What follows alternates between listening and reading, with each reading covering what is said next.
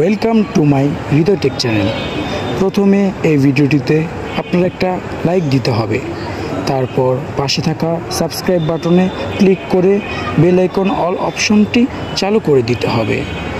আপনারা যদি ওই ধরনের ভিডিও দেখতে চান তাহলে আমার ডেসক্রিপশন বক্সে লিঙ্ক দেওয়া আছে, আপনারা চাইলে গিয়ে দেখে নিতে পারেন। ধৈর্য ধরে আমার এই ভিডিওটি দেখার জন্য আপনাদের সকলকে ধন্যবাদ।